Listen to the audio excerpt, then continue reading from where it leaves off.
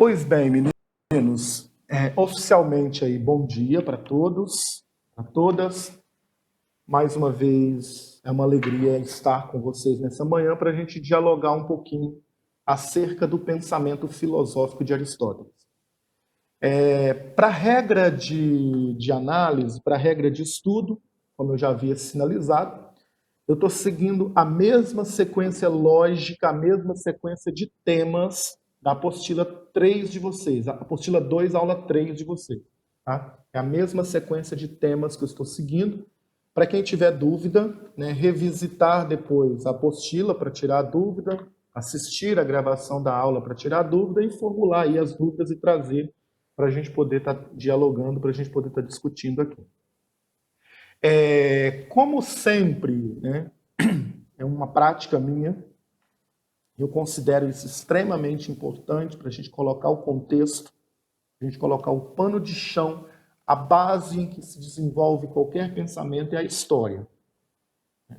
Eu comungo muito do método materialista, histórico-materialista, que vai dizer que a história, ela é o pano de fundo para a gente entender qualquer pensamento, qualquer pensador, qualquer filosofia, qualquer teoria.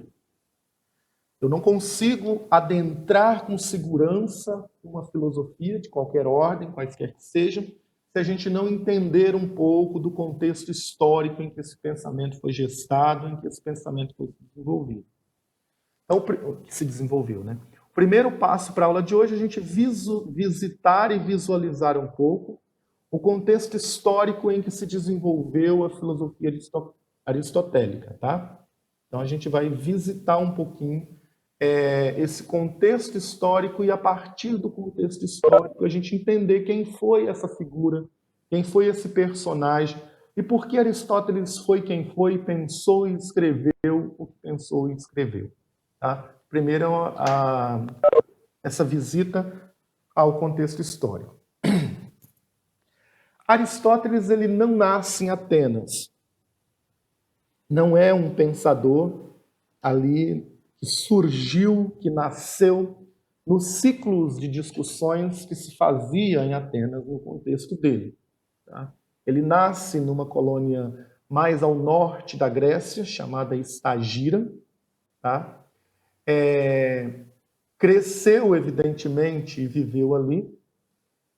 Ele é filho de um médico, pai dele era médico, chamado Nicômaco.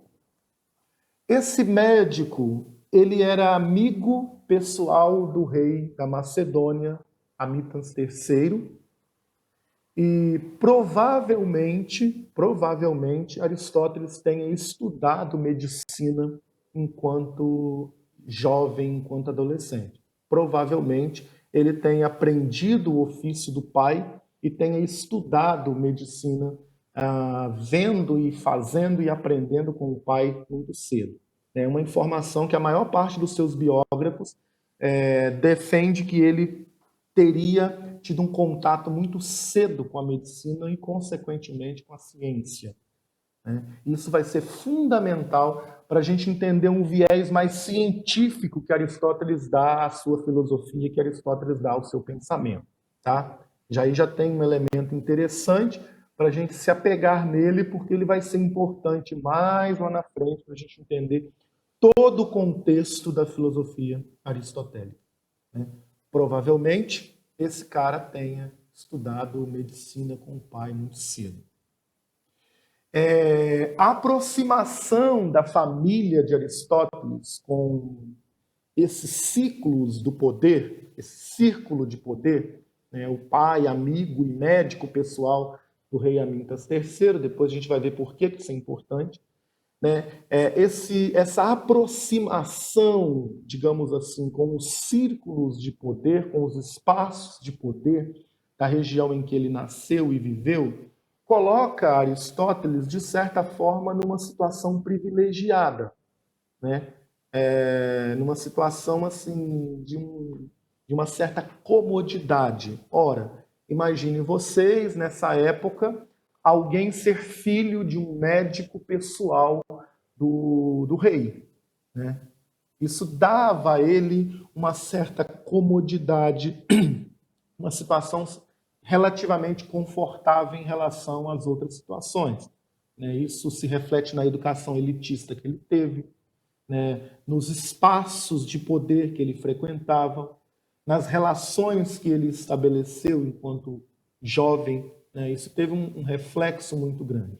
Então percebe que esse nosso pensador, desde muito cedo, ele já comunga aí com os espaços de poder, com os espaços de decisões, tem uma educação forjada de um caráter mais elitista, mais elitizado e assim por diante. Não é alguém que veio das bases populares, tá? É alguém que teve uma educação muito profunda, é alguém que teve uma educação muito formada. Alan, vamos lá para a sua questão. Por que antigamente as pessoas eram formadas em várias áreas? Então, Alan, tem duas questões na sua pergunta. Vamos por parte. Por que era formado em várias áreas e depois se isso era um status social? Eu vou começar respondendo pela última. Sim, era um status social, tá? Lembrando que nesses contextos em que a gente está trabalhando, a educação não era acessível a todo mundo, né? Nós não tínhamos uma educação, digamos assim, para escravos, por exemplo, né? Na Grécia antiga, principalmente Atenas, escravos, estrangeiros e mulheres não tinham acesso à educação formalizada, né? Isso aí, na Roma antiga, os patrícios tinham acesso à educação, enquanto os plebeus e os escravos também não tinham. Então, a educação era uma questão de status social, sim. Só se estudavam as pessoas que vinham de uma certa linhagem nobre, que tinham uma certa estirpe, que tinham, a gente usa o termo genus, né? Quer dizer, pertencia a uma determinada família, a um determinado clã, a um determinado núcleo de influência. Isso é fato. Esse é o primeiro ponto, tá, da sua questão. Isso não quer dizer que outras pessoas não pudessem ser educadas, não pudessem ler, não necessariamente por aí. A gente está falando dessa educação mais formalizada, né, dessa educação mais formal. Então, ela era um status social, sim, ela tinha um caráter elitizado, sim, e ela era reservada a determinados clãs, a determinados espaços de influência. Essa é a primeira parte. Segunda parte da sua questão, por que antigamente as pessoas eram formadas em várias áreas? Porque o conhecimento ele não era fragmentado por disciplinas como nós temos hoje, né? Essa fragmentação do conhecimento enquanto disciplinas específicas de um dado objeto, que estuda uma dada coisa, que não pode se relacionar com uma outra coisa, etc, etc. Isso começa a surgir com as primeiras escolas formais, digamos assim, da Idade Média, né, quando a gente tem o aparecimento aí das primeiras escolas oficiais de ensino, lá no período da escolástica, né, isso começa a surgir aí, e isso se enfatiza de maneira estritamente e preponderantemente com a Revolução Industrial. Com a Revolução Industrial, quando o conhecimento passa a ser, de certa forma, trabalhado em vistas de formação de mão de obra para atender a demanda do mercado de trabalho que começa a aparecer enquanto demanda.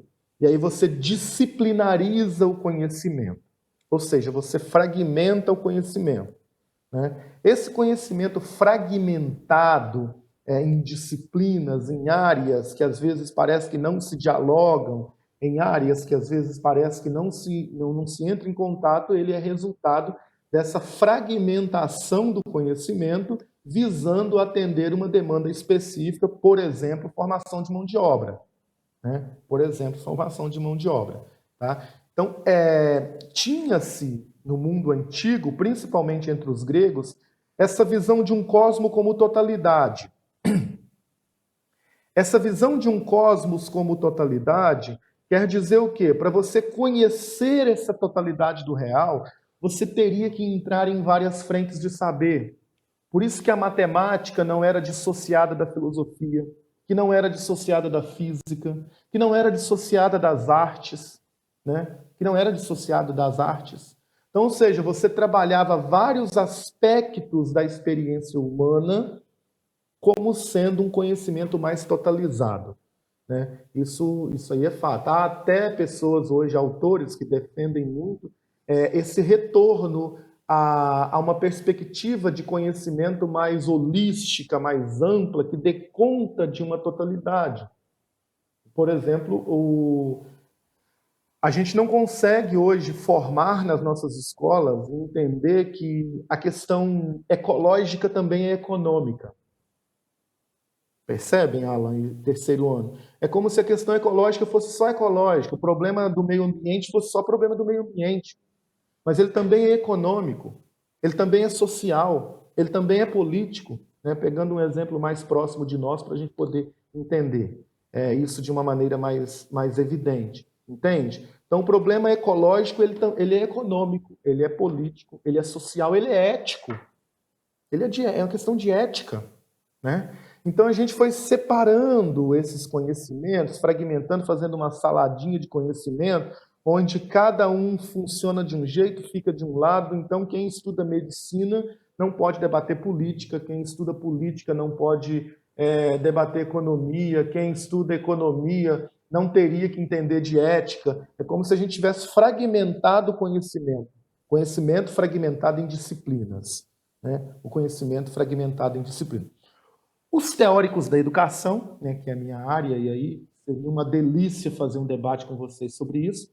Os teóricos da educação vão dizer que isso serve hoje para dominar, né? Isso serve para dominação. Exemplo, o cara que aperta parafuso, ele não precisa ter consciência política, ele só para apertar parafuso. Tanto que tem projetos hoje em Brasília, no Congresso Nacional, né? E, inclusive, isso foi feito por meio de decreto de você cortar bolsas de pesquisas para ciências humanas, por exemplo.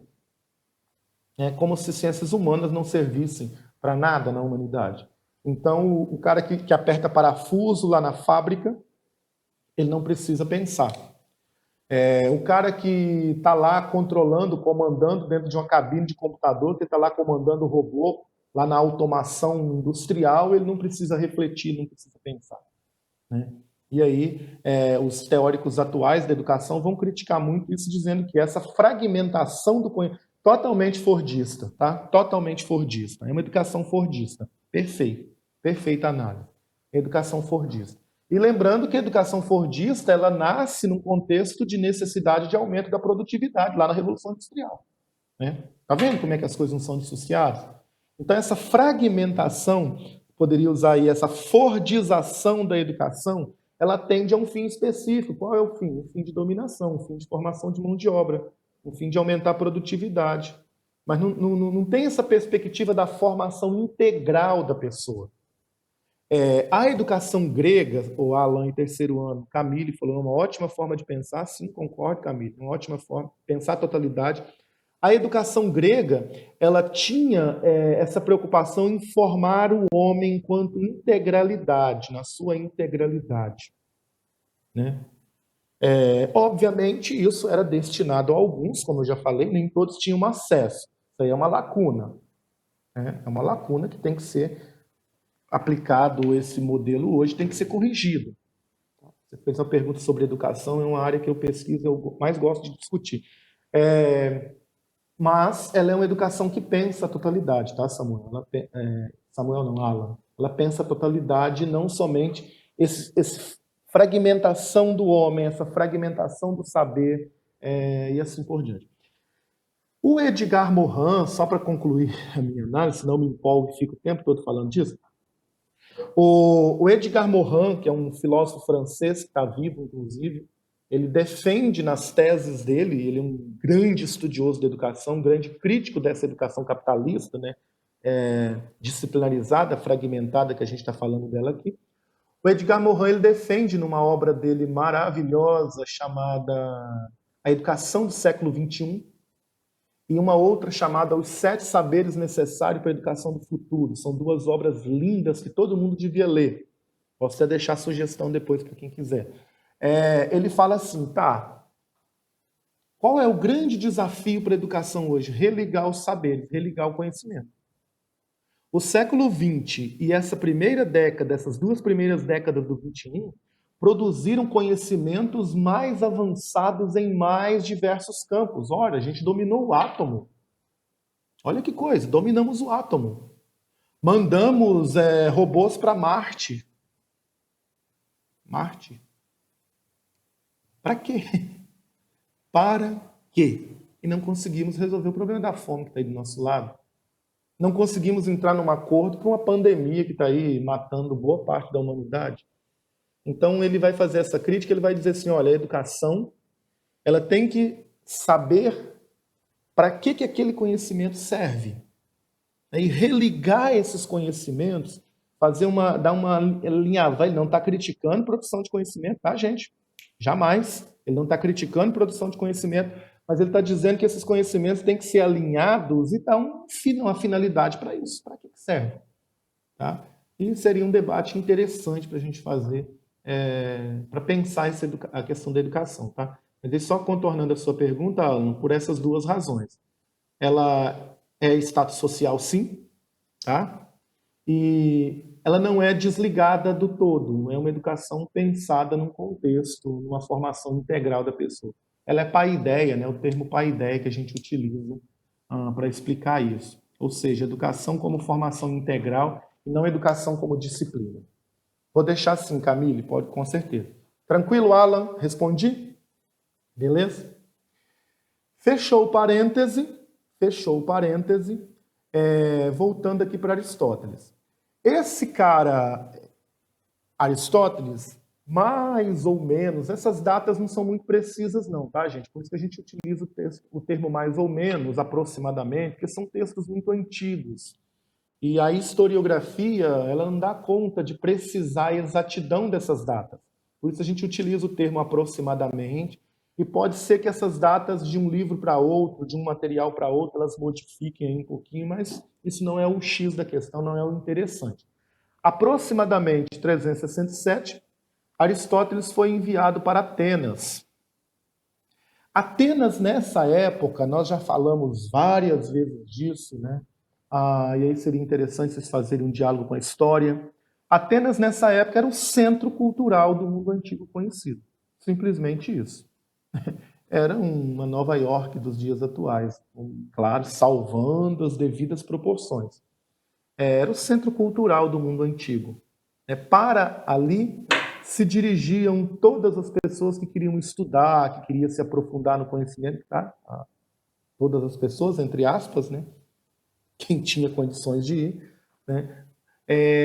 Chegava até Atenas, e Atenas era um frevo só, né? Era um frevo só. Todo mundo antigo se convergia em direção aí a essa cidade de Atenas, né? Como eu falei, centro cultural do mundo antigo. Aristóteles, então, aproximadamente, dizem os biógrafos dele, em torno dos 17 anos, ele vai para Atenas, ele é enviado a Atenas para estudar, e lá ele entra em contato com a Academia Platônica. Lembra dela, que a gente falou já nas aulas de Sócrates, de Platão, né, que Platão tinha uma academia, né, onde se discutiam as grandes questões filosóficas da época. Aristóteles vai para Atenas, ele entra em contato com a Academia Filosófica de Platão e ele vai estudar com Platão. Ele vai ser aí uma espécie de discípulo de Platão. Ele estuda Platão. Ótimo. O que isso tem a ver com a história até então? Beleza, vamos lá. Esse jovem altamente inteligente, né, que a gente já vem desenvolvendo até aqui, ele vai se destacar entre os alunos de Platão. Suponhamos que Platão tivesse 20 alunos, exemplo, né, não sei quanto que era, infinitamente mais do que isso. Aristóteles se destaca entre todos os alunos de Platão pelo senso apurado e pelo rigor metódico. Lembra que a gente fala que o cara era filho de um médico, possivelmente ele teve contato muito precoce com o conhecimento, muito contato com a ciência, e assim, pelo rigor apurado, né, esse senso apurado, essa inteligência apurada, ele vai se destacando entre os discípulos de Platão, ele vai se destacando entre os alunos da Academia Platônica, Rafael Sanzio, nessa imagem linda, Escola de Atenas, ele apresenta os dois aqui no centro, né, discutindo, beleza? Ele se destaca entre os alunos de Platão e juravam de pé junto, apostavam todas as fichas que após a morte de Platão, Aristóteles seria o sucessor natural do filósofo na academia. Né? Seria o sucessor natural de Platão, justamente pela capacidade intelectual que esse jovem se desenvolveu. Né? Só que não,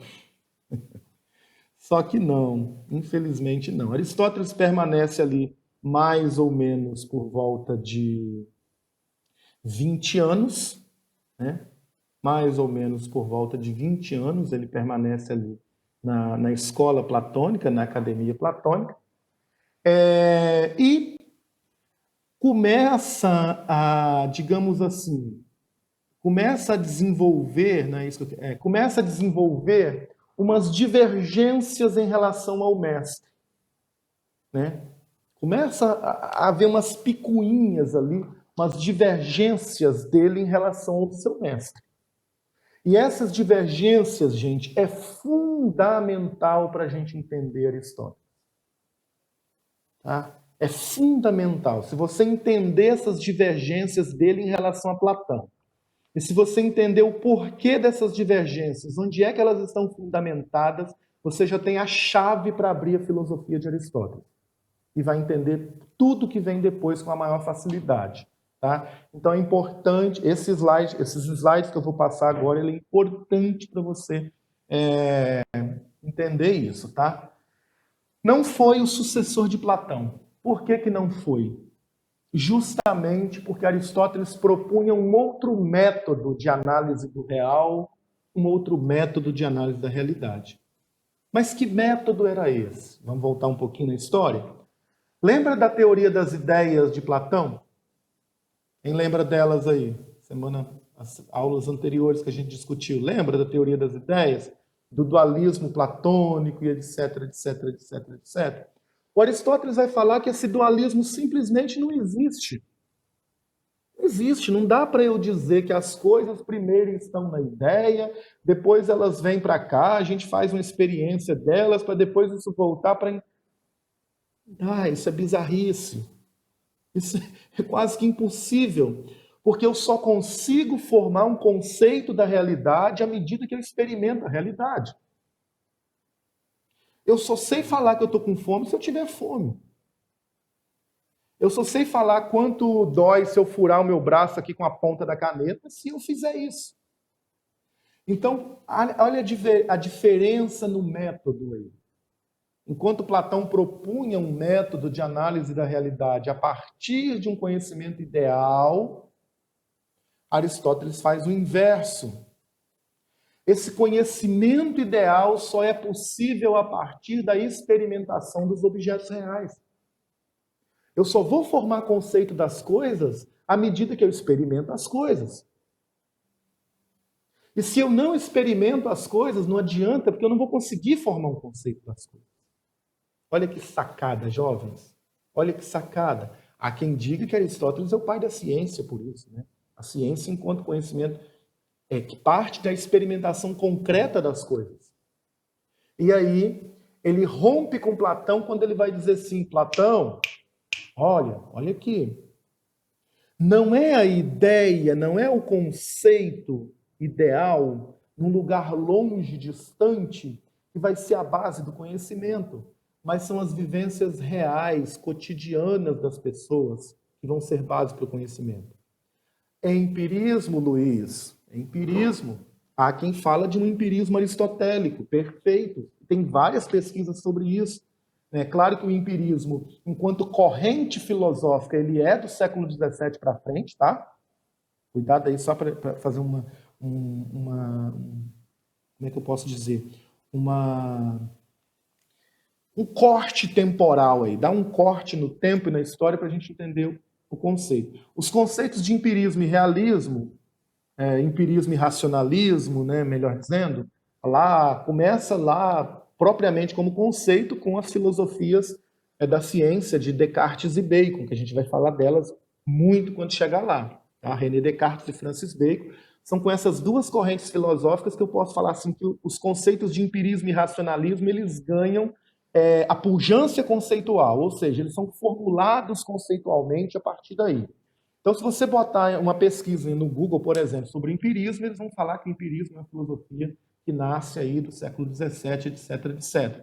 Agora, só um minutinho, Alan. Agora, o Aristóteles ele coloca as bases, as ideias do que se desenvolveu e formulou como conceito de empirismo. Isso, Luiz, você pode perfeitamente dizer. Né? Tanto que há autores que vão falar do empirismo aristotélico. Tá? Há autores que vão defender essa tese profundamente. Perfeito, Luiz? Boa sacada, menino. Jovem, Luiz, isso mesmo. Então, essa divergência, daqui a pouquinho eu falo disso, tá, Alan? Essa divergência em relação ao método, sim, já vi, não sou um especialista em Franz Boas, né, porque Franz Boas navega mais com a sociologia, mas eu posso dar uma palhinha, sim, que eu li bastante sobre isso, tá? Bastante assim. As principais obras eu dei uma olhadinha lá, não sou especialista, não aprofundei, mas eu posso dar uma palhinha. Aí depois você joga essa bola para o Josimar aí, que é mais próprio da sociologia, analisar Franz Boas e essa questão de diversidade cultural, tá? Mas eu dou uma palhinha daqui a pouquinho, sim.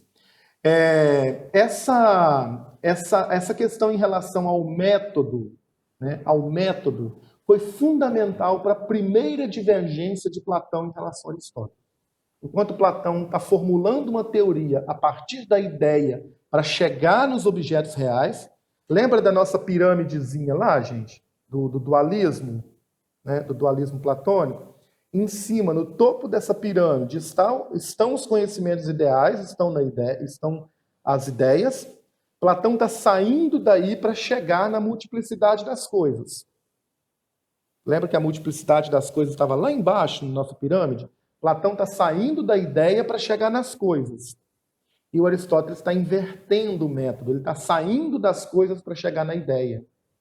E ele vai dizer que é impossível chegarmos a um conhecimento verdadeiro se não houver uma experimentação das coisas na sua concretude. Né? Na sua concretude. Sim, Alan, é a ideia da vivência. É o conhecimento a partir das vivências, a partir dos sentidos, a partir da experimentação das coisas mesmo. Tá? Perfeito. Perfeita a sua intervenção. É isso aí. Tá? Eu só posso formar um conceito concreto das coisas se eu tiver uma vivência concreta das coisas. Perfeito. Tá? E aí, jovens, aparece a primeira grande querela que exila entre os dois aí, a primeira grande divergência.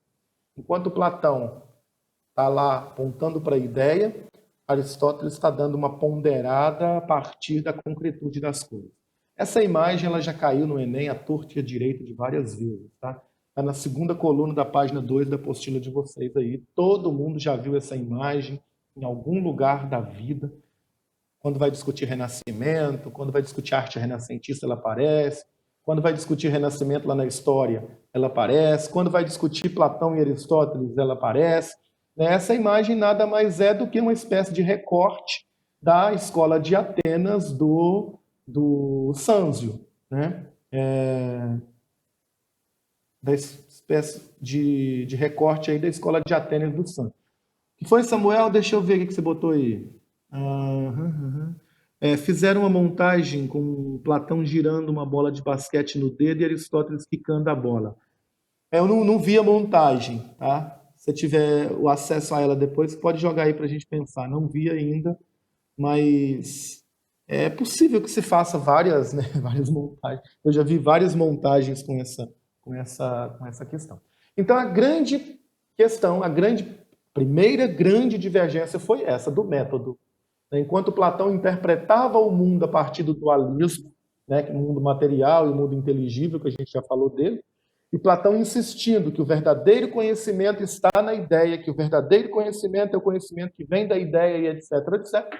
Aristóteles ele refuta essa interpretação platônica e ele vai dizer que o conhecimento é resultado das nossas experiências sensoriais. Aí, Luiz, a base do empirismo, tá? A base do empirismo aí. Fechou. Beleza. Tá? Os biógrafos vão dizer assim, olha, o cara tinha tudo para dar certo. Ele tinha tudo para, depois da morte de Platão, ser o sucessor legítimo de Platão na academia, porque era um gênio. Mas essas divergências, né, fizeram com que, após a morte de Platão, né, Aristóteles foi mais ou menos quase que banido da academia, né? Não que Platão tenha feito isso, obviamente, Platão com certeza reconheceu a genialidade de Aristóteles, mas os discípulos de Platão, e aí houve uma briga interna muito grande ali para ver quem seria o sucessor de Platão, etc. Uma coisa foi certa, Aristóteles não foi. Aristóteles foi banido, né, de Atenas, quase que saiu corrido de lá, justamente por ter duvidado, por ter criticado o mestre. E ele volta para Macedônia, né, casa dos pais, né, não que o pai estava vivo nessa época, mas ele volta para a terra dele, para a casa paterna, digamos assim, voltou para a casa paterna, o bom filho retornou à casa, né, é uma metáfora, tá, gente? Isso não está escrito em lugar nenhum, eu que estou falando. E aí, lá na Macedônia, nessa época, o filho de Amintas, o Filipe II, é que estava no poder, que estava no trono, né? E aí ele reintroduz Aristóteles ao ciclo real, tá? Ele reintroduz Aristóteles ao ciclo real, e Aristóteles passa a cuidar pessoalmente da educação do filho de Amintas, de Filipe II, que foi nada mais, nada menos que Alexandre o Grande. Né? Percebe como é que a história e a política andam assim, ó. Percebe como é que a política e a realidade estão ali, uma paralela à outra. Né? Aristóteles é reintroduzido ao ciclo real e passa a cuidar pessoalmente da educação do Alexandre, que veio a se tornar depois o Grande. Né? Então, Aristóteles foi um professor de Alexandre, um preceptor, professor particular, né, do Alexandre o Grande. Essa imagem aí mostra muito isso. Né? Então, essa questão de contexto. Feito isso, né, que a gente falou agora da questão dele estar reintegrado à academia, né, dele ter dialogado com os ciclos de poder e essa espécie de proteção, né, ligadas aí aos ciclos de poder, o nosso jovem filósofo, ele funda a sua própria escola de filosofia, tá? Ele funda a sua própria escola de filosofia, que ficou chamada de Liceu. Não mais mudou o nome, né? Não mais aí Academia Platônica, mas ficou chamada aí de Liceu. O Liceu estabeleceu um método de estudos bastante diferente do método platônico, né? Basicamente, assim, Aristóteles pegava os seus alunos e saía caminhando com eles pelo jardim do Liceu. O Liceu é o lugar onde eles estavam estudando, né, onde eles se reuniam. É uma casa, uma construção, pensa assim, muito grande, com jardins muito grandes. Tá? Pensa aí o Castro Alves, né? Nossa escola aí que tem várias árvores, vários jardins, ela é bem arborizada, né? Não é só concreto, tem muita área verde. O Liceu era mais ou menos, vamos pegar essa metáfora para a gente compreender, né, gente? É claro, salvando todas as proporções de tempo, de contexto e de história, tá? E de finalidade também, né? Ele pegava os seus alunos e saíam caminhando com esses alunos pelos jardins do Liceu, né? E enquanto caminhavam, ensinavam. Esse método de Aristóteles ficou conhecido como os peripatéticos. Peripatéticos é um termo do vocabulário grego que quer dizer os que passeiam, aqueles que andam, aqueles que passeiam. Né? Então, esse foi o método de Aristóteles, diferente do método de Platão. Enquanto Platão ficava muito ali focado numa análise mais conceitual, mais intelectual dos fenômenos, tentando chegar à ideia, né? Aristóteles está ali fazendo uma análise mais empírica, Luiz. Olha, Luiz, o empirismo de novo, fazendo uma análise mais empírica, né? A partir das próprias coisas, a partir das próprias realidades, a partir das próprias aparências. Né? Então, eles ficavam andando, passeando de cá para lá, dentro do jardim ali, do chamado Liceu, e A partir daí ele fazia filosofia. A gente anda muito, eu gosto muito desse método de andar, de tirar o menino da sala, bota o menino num lugar, tira o menino de lá, bota o menino em outro lugar, porque enquanto você anda, né, enquanto você passeia, enquanto você faz peripatética, vocês estão visualizando o real, estão sendo sujeitos concretos e não somente ideias abstratas. O conhecimento está ganhando forma concreta e não somente ideias abstratas. Aristóteles fazia muito isso. Beleza? Então, essa questão acerca do método foi uma das principais divergências de Aristóteles em relação ao Platão. Até aqui, tranquilo?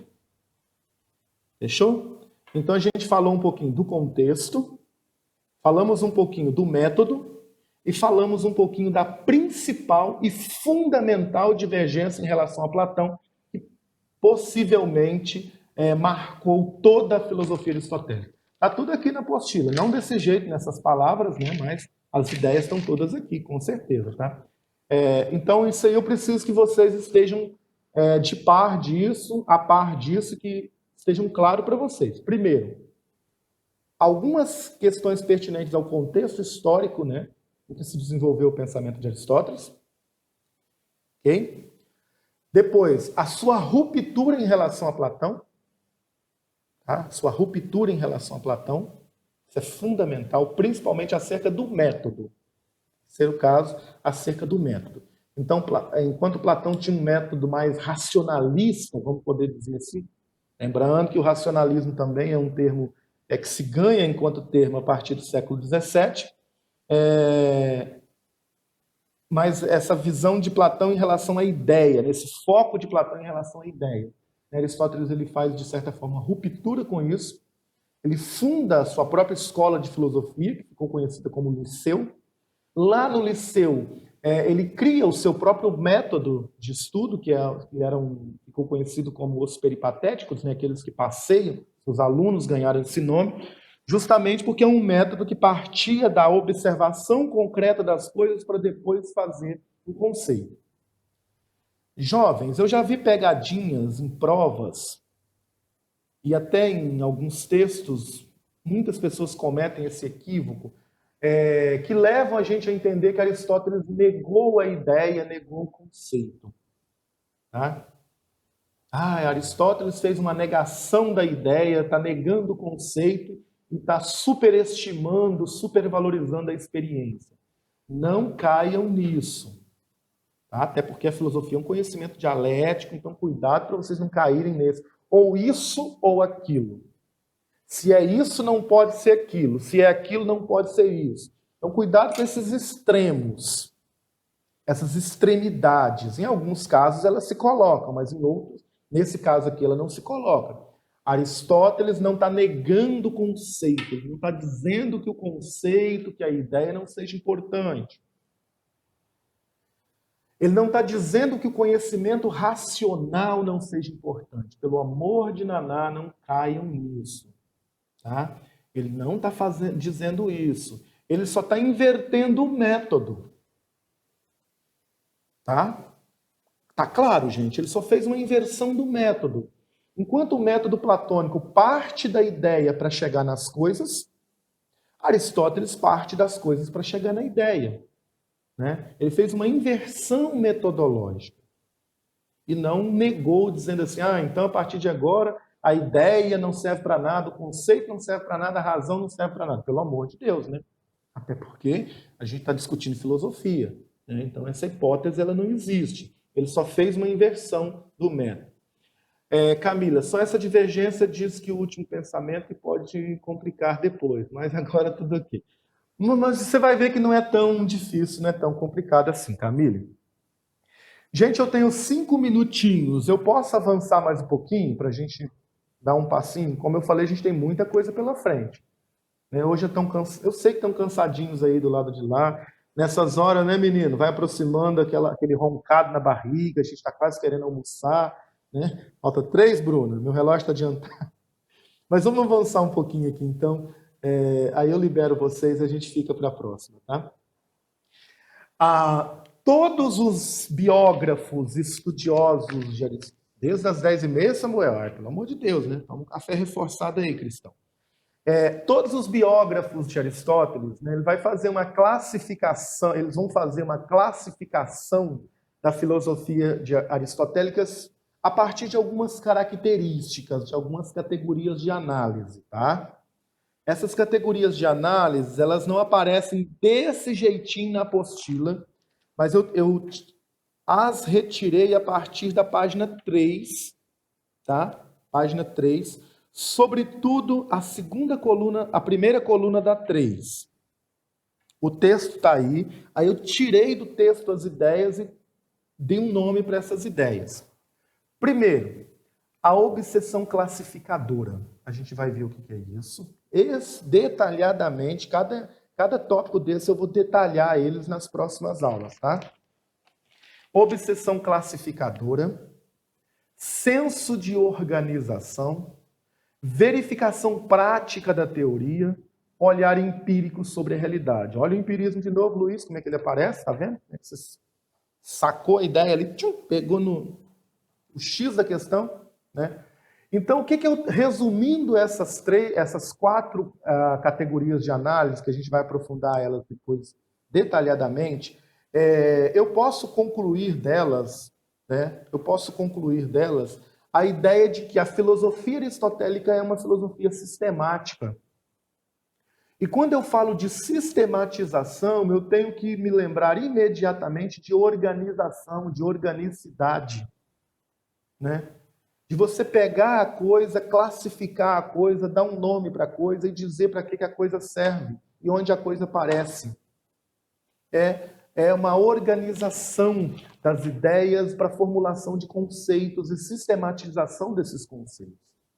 Imagina se eu peço assim, Camille, imagina que eu esteja na casa da Camille e peço assim, Camille, por gentileza, você poderia me emprestar um copo? Onde é que você iria procurar o copo, Camille? Onde é que você iria? Na cozinha, provavelmente, na copa no máximo. Na cozinha, provavelmente, na copa no máximo.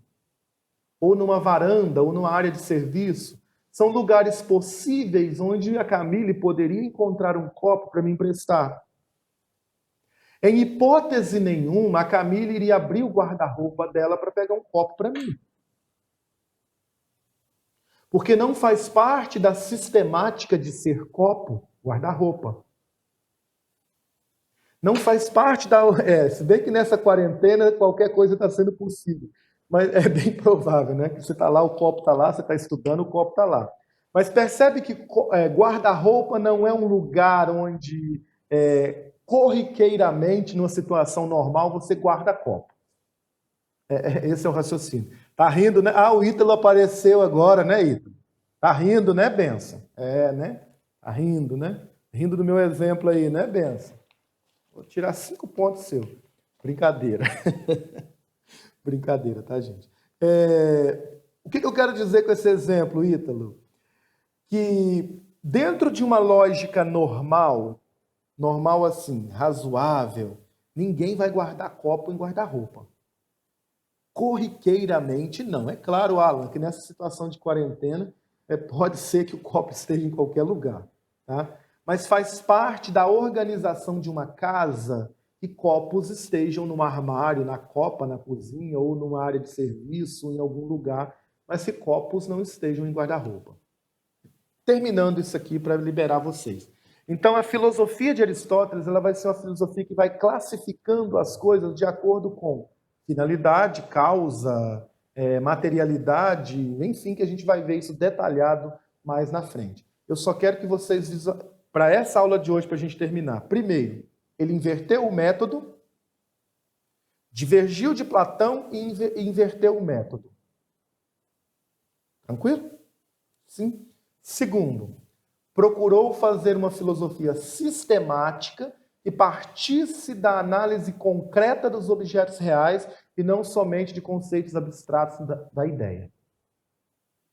Se tiver claro esses 2 tópicos para vocês, ganhamos o dia de hoje e já está de bom tamanho. Repetindo para terminar. Primeiro, divergiu de Platão e inverteu o método. Tchum.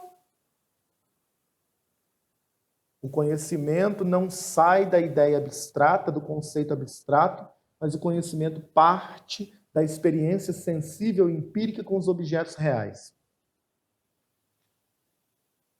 Todo o aristotelismo vai partir disso.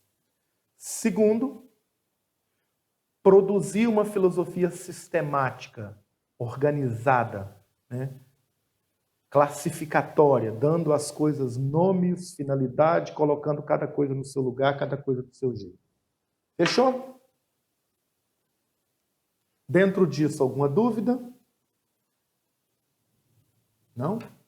Então, da minha parte, está concluído, gente. Tenha um lindo dia e uma linda semana.